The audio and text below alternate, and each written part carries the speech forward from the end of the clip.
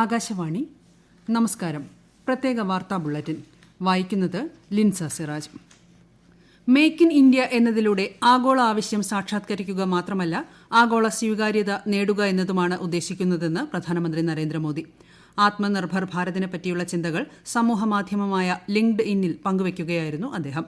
വില കുറഞ്ഞതും ദീർഘകാലം ഉപയോഗപ്രദവുമായ ഉൽപ്പന്നങ്ങൾക്കാണ് ലോകം കാത്തിരിക്കുന്നത്. നൈപുണ്യം, പ്രതിഭ എന്നിവയുടെ ശക്തി കേന്ദ്രമാണ് ഇന്ത്യ. നമ്മുടെ യുവാക്കളുടെ അർപ്പണബോധം സ്റ്റാർട്ടപ്പ് വ്യവസായത്തിന്റെ വിജയത്തിൽ പ്രതിഫലിക്കുന്നതായും പ്രധാനമന്ത്രി പറഞ്ഞു. യാത്രാനിരക്ക് വർധന പരിഗണനയിൽ ഇല്ലെന്ന് റെയിൽവേ. ഇത് സംബന്ധിച്ച് മാധ്യമങ്ങളിൽ പരക്കുന്ന വാർത്തകൾ അടിസ്ഥാനരഹിതമാണ്. ഇത്തരം വാർത്തകൾ പ്രസിദ്ധീകരിക്കുന്നതിൽ നിന്നും മാധ്യമങ്ങൾ വിട്ടുനിൽക്കണമെന്നും റെയിൽവേ മന്ത്രാലയം അഭ്യർത്ഥിച്ചു. കൊച്ചി മംഗളൂരു പ്രകൃതിവാതക പൈപ്പ് ലൈൻ പദ്ധതി പ്രധാനമന്ത്രി നരേന്ദ്രമോദി രാജ്യത്തിന് സമർപ്പിച്ചു.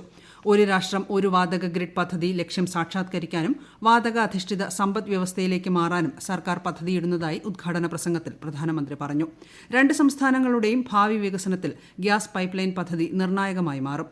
യാഥാർത്ഥ്യമാക്കാനുള്ള പ്രതിബന്ധങ്ങളെ എല്ലാവരും ഒരുമിച്ച് നിന്ന് മറികടന്നതായും പ്രധാനമന്ത്രി പറഞ്ഞു. സഹകരണാത്മക ഫെഡറലിസത്തിന്റെ ഉത്തമ മാതൃകയാണ് ഗെയിൽ പദ്ധതിയെന്ന് ചടങ്ങിൽ പങ്കെടുത്ത കേന്ദ്ര പെട്രോളിയം പ്രകൃതിവാതക മന്ത്രി ധർമ്മേന്ദ്ര പ്രധാൻ പറഞ്ഞു. സംസ്ഥാന സർക്കാർ ജനങ്ങൾക്ക് നൽകിയ പ്രധാന വാഗ്ദാനമാണ് ഗെയിൽ പ്രകൃതിവാതക പൈപ്പ് ലൈൻ യാഥാർത്ഥ്യമായതിലൂടെ നിറവേറ്റപ്പെട്ടതെന്ന് മുഖ്യമന്ത്രി പിണറായി വിജയൻ വ്യക്തമാക്കി. കൊച്ചി മുതൽ മംഗളൂരു വരെ 450 കിലോമീറ്ററിലാണ് പ്രകൃതിവാതക വിതരണം. വ്യവസായശാലകൾക്ക് പുറമെ എറണാകുളം മുതൽ വടക്കോട്ടുള്ള 7 ജില്ലകളിൽ വാഹന ഗാർഹിക വാതക വിതരണത്തിനുള്ള സാധ്യതയ്ക്ക് കൂടിയാണ് ഇതോടെ വഴി തുറക്കുന്നത്. ആകാശവാണി കൊച്ചി ലേഖകൻ NC ജയചന്ദ്രൻ തയ്യാറാക്കിയ റിപ്പോർട്ടിലേക്ക്. ഒരു രാജ്യം ഒരു വാതക ഗ്രിഡ് രൂപീകരണത്തിലുള്ള പ്രധാന ചുവടുവയ്പായ കൊച്ചി മംഗളൂരു ഗെയിൽ പദ്ധതി കേരളം, കർണാടക സംസ്ഥാനങ്ങളുടെ വികസനത്തിന് കരുത്ത് പകരുന്ന ഒന്നാണ്. 3000 കോടി രൂപ മുതൽമുടക്കിൽ നിർമ്മിച്ചിരിക്കുന്ന പദ്ധതിയുടെ പ്രയോജനം ഗാർഹിക ഉപഭോക്താക്കൾ പുറമെ വ്യാവസായിക മേഖലയ്ക്കും കരുത്ത് പകരും. കുറഞ്ഞ ചെലവിൽ ഇന്ധനം ലഭ്യമാകുമെന്നതാണ് പദ്ധതി കൊണ്ടുള്ള ഏറ്റവും വലിയ നേട്ടം. 450 കിലോമീറ്ററാണ് പൈപ്പ് ലൈനിന്റെ ദൈർഘ്യം. ഇതുവഴി ദിനംപ്രതി 12 ദശലക്ഷം മെട്രിക് ക്യൂബ് മീറ്റർ വാതകം കൊണ്ടുപോകാൻ കഴിയും. യാതൊരു വിധത്തിലുള്ള തടസ്സവുമില്ലാതെ വാതകം കുറഞ്ഞ ചെലവിൽ ലക്ഷ്യസ്ഥാനത്ത് എത്തിക്കാൻ കഴിയുമെന്നാണ് പദ്ധതി കൊണ്ടുള്ള ഏറ്റവും വലിയ പ്രയോജനം. ഇതിനു പുറമെ അന്തരീക്ഷ മലിനീകരണം ഏറ്റവും കുറവായ ഇന്ധനമായതുകൊണ്ട് ഇതിനെ പ്രകൃതി സൗഹാർദ്ദമായ ഹരിത ഇന്ധനം എന്നാണ് അറിയപ്പെടുന്നത്. പൈപ്പ് ലൈൻ പദ്ധതി നടപ്പാക്കിയ വഴി 12 ലക്ഷത്തോളം മനുഷ്യ തൊഴിലിടങ്ങൾ സൃഷ്ടിക്കാനും കഴിഞ്ഞു. വാക്സിൻ സ്വീകരിക്കുന്നതിന് ആരോഗ്യ പ്രവർത്തകരും മുന്നണി പോരാളികളും രജിസ്റ്റർ ചെയ്യേണ്ടതില്ലെന്ന് കേന്ദ്ര ആരോഗ്യ സെക്രട്ടറി രാജേഷ് ഭൂഷൺ. രാജ്യത്ത് കോവിഡ് വാക്സിൻ വിതരണത്തിന് സജ്ജമെന്നും ശ്രീ രാജേഷ് ഭൂഷൺ പറഞ്ഞു. കർണാൽ, മുംബൈ, ചെന്നൈ, കൊൽക്കത്ത എന്നിവിടങ്ങളിൽ 4 പ്രാഥമിക വാക്സിൻ സംഭരണശാലകളും 37 വാക്സിൻ സ്റ്റോറുകളും സജ്ജമാക്കിയിട്ടുണ്ടെന്നും അദ്ദേഹം പറഞ്ഞു. സംസ്ഥാനത്ത് ഇന്ന് 5615 പേർക്ക് കോവിഡ് സ്ഥിരീകരിച്ചതായി ആരോഗ്യമന്ത്രി കെ ശൈലജ. 24 മരണങ്ങളാണ് കോവിഡ് മൂലമാണെന്ന് സ്ഥിരീകരിച്ചത്.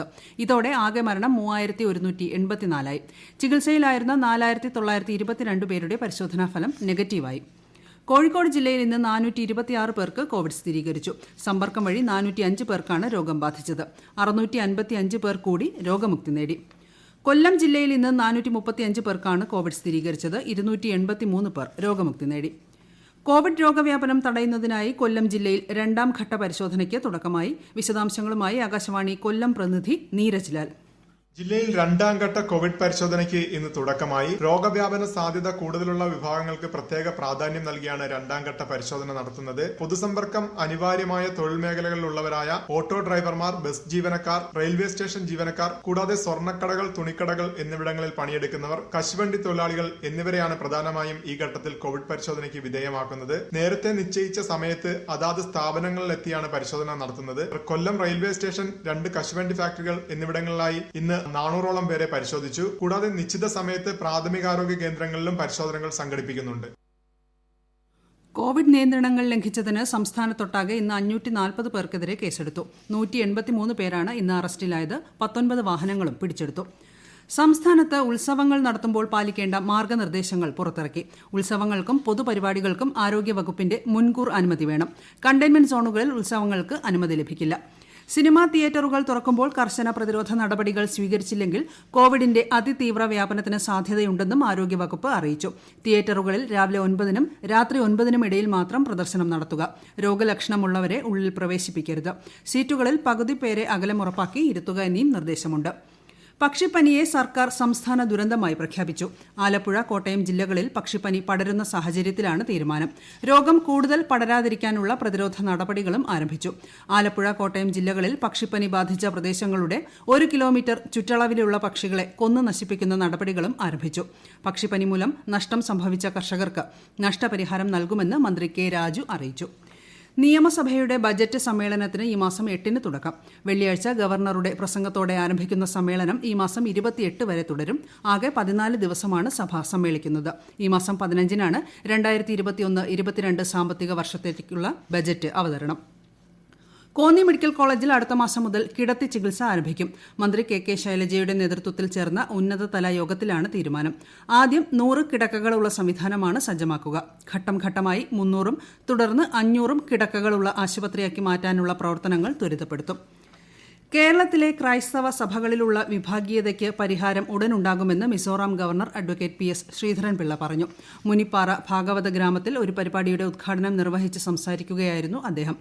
കേരളത്തിലെ പ്രമുഖ സഭാ നേതാക്കളുമായി പ്രധാനമന്ത്രിയുടെ പ്രത്യേക നിർദ്ദേശപ്രകാരം അദ്ദേഹം ചർച്ചകൾ നടത്തിയിരുന്നു.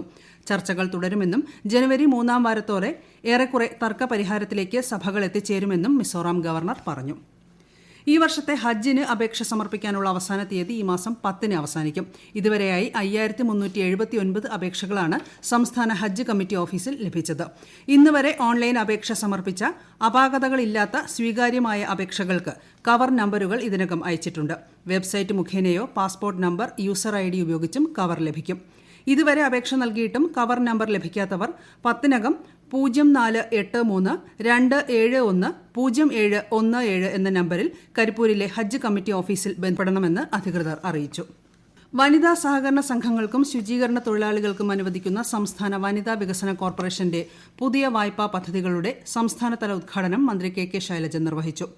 സംസ്ഥാനത്തെ വനിതാ സഹകരണ സംഘങ്ങൾക്ക് വേണ്ടിയുള്ള വായ്പാ സഹായ പദ്ധതിക്കും ധനകാര്യ വികസന കോർപ്പറേഷന്റെ മഹിളാ സമൃദ്ധി യോജന വായ്പാ പദ്ധതിക്കുമാണ് തുടക്കമിട്ടത്.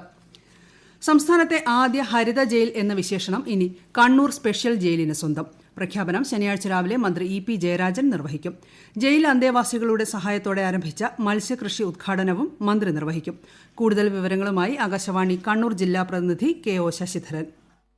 ജയിൽ അന്തേവാസികളുടെ മാനസിക പരിവർത്തനം ലക്ഷ്യം വെച്ചുകൊണ്ടാണ് ജയിൽ കോമ്പൗണ്ടിനകത്ത് നെൽകൃഷിയും പച്ചക്കറി കൃഷിയും മുതിരകൃഷിയും ആരംഭിച്ചത്. മികച്ച വിളവായിരുന്നു ഇവയിൽ നിന്ന് ലഭിച്ചത്. അന്തേവാസികളുടെ നൈപുണ്യ വികസനം ലക്ഷ്യം വെച്ച് സംസ്ഥാന ഫിഷറീസ് വകുപ്പുമായി ചേർന്നാണ് മത്സ്യകൃഷി പദ്ധതി ആരംഭിക്കുന്നത്. ഇതിനായി ജയിൽ കോമ്പൗണ്ടിനകത്ത് കുളവും നിർമ്മിച്ചു കഴിഞ്ഞു. ജയിൽ അന്തേവാസികളുടെ മാനസിക പിരിമുറുക്കം ലഘൂകരിക്കുന്നതിനായി വായനാശീലം വർദ്ധിപ്പിക്കുന്നതിനുള്ള പദ്ധതിയും സ്പെഷ്യൽ സബ് ജയിലിൽ ആരംഭിക്കുന്നുണ്ട്. കഥാകൃത്ത് T പത്മനാഭൻ അദ്ദേഹത്തിന്റെ പുസ്തക ശേഖരത്തിൽ നിന്നുള്ള പുസ്തകങ്ങൾ ജയിലിലേക്ക് കൈമാറും. സംസ്ഥാനത്തെ ആദ്യ ഹരിത ജയിലായി പ്രഖ്യാപിക്കുന്നതോടെ കാർഷിക മേഖലയിൽ വലിയ മുന്നേറ്റമുണ്ടാക്കാൻ സാധിക്കുമെന്ന് ജയിൽ സൂപ്രണ്ട് TK ജനാർദ്ദനൻ പറഞ്ഞു. സാമൂഹ്യ വനവൽക്കരണ വിഭാഗം തൃശൂർ ഡിവിഷന്റെ നേതൃത്വത്തിൽ കടലാമ മുട്ടകൾ സംരക്ഷിക്കുന്ന സന്നദ്ധ പ്രവർത്തകർക്കുള്ള ബോധവൽക്കരണ പരിശീലന പരിപാടി ചാവക്കാട് ബ്ലാങ്ങാട്ട് സംഘടിപ്പിച്ചു.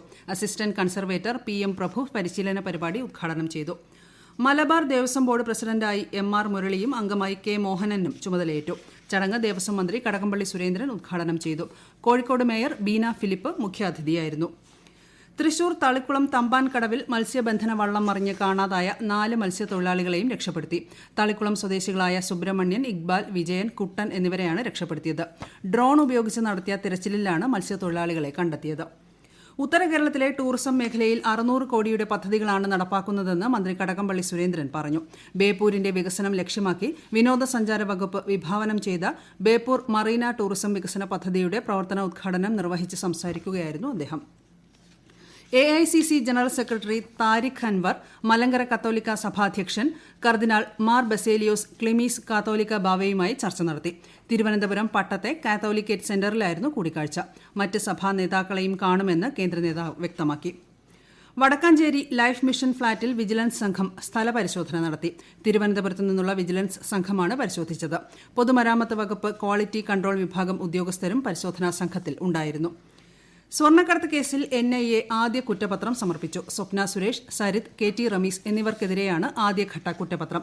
കേസിലെ 2ാം പ്രതിയായ സന്ദീപ് നായർ കുറ്റപത്രത്തിൽ മാപ്പ് സാക്ഷിയാണ്. തൃശൂർ വടക്കാഞ്ചേരിക്ക് സമീപം പാർലിക്കാട്ട് ടിപ്പർ ലോറിയും ബൈക്കും കൂട്ടിയിടിച്ച് ബൈക്ക് യാത്രക്കാരൻ മരിച്ചു. ഒരാൾക്ക് പരിക്ക്. മരിച്ചയാളെ തിരിച്ചറിഞ്ഞിട്ടില്ല. പാകിസ്ഥാനിൽ 11 ഖനി തൊഴിലാളികളെ ക്രൂരമായി കൊലപ്പെടുത്തിയ സംഭവത്തിൽ വ്യാപക പ്രതിഷേധം. ഷിയ ഹസാര മുസ്ലിം വിഭാഗത്തിൽപ്പെട്ടവരെയാണ് തീവ്രവാദികൾ കൊന്നത്. സംഭവത്തെ കാർഗിലിലെ ഇമാം ഖൊമേനി മെമ്മോറിയൽ ട്രസ്റ്റ് അപലപിച്ചു. ക്വറ്റയിലാണ് സംഭവം. വാർത്തകൾ കഴിഞ്ഞു. ആകാശവാണി വാർത്തകളും വാർത്താധിഷ്ഠിത പരിപാടികളും all India radio news Thiruvananthapuram എന്ന യൂട്യൂബ് ചാനലിൽ ലഭ്യമാണ്. കൂടുതൽ വാർത്തകൾക്കായി @all India radio news Thiruvananthapuram എന്ന ഫേസ്ബുക്ക് പേജും @AAR News_TVM എന്ന ട്വിറ്റർ ഹാൻഡിലും സന്ദർശിക്കാം. അടുത്ത വാർത്താ പ്രക്ഷേപണം നാളെ രാവിലെ 6:45-ന്.